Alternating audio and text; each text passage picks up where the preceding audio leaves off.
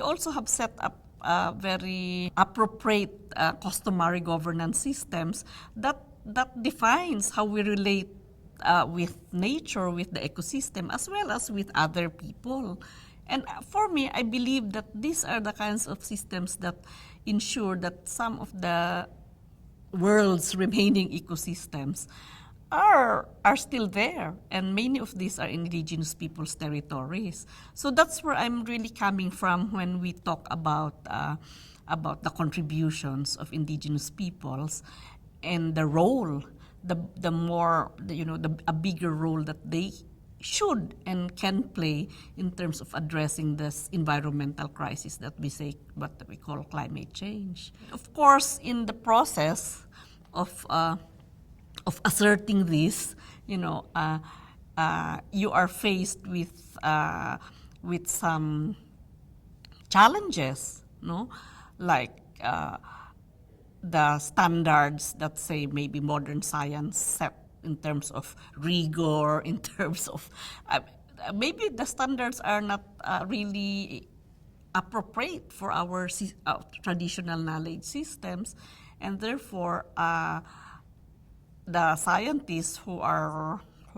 very much the modern scientists who are held in high esteem by society in general will not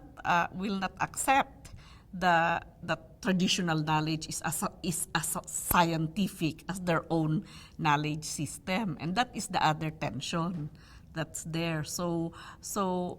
But for me, I think that the fact that modern science, whether you call it scientific forestry or agro-industrial agriculture, these are the ones that led to deforestation, and these are the ones that have destroyed the soil or the ecosystems where agriculture should be developed. So I think the fact that this is the reality now, this is what we have seen, and evidences are coming out to show that these modern systems underpinned by modern science haven't really been that sustainable after all. And the indigenous systems, which have been regarded as backward or as primitive, are now the ones that can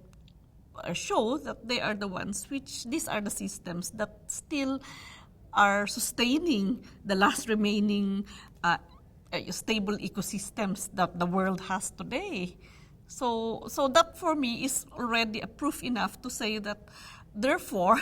our traditional knowledge systems, our worldviews, our ways of relating with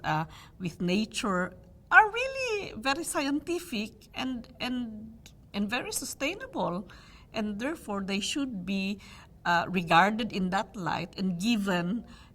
they should be given the right place that they should occupy in a context where we are faced with this kind of ecological crisis as well as cultural crisis.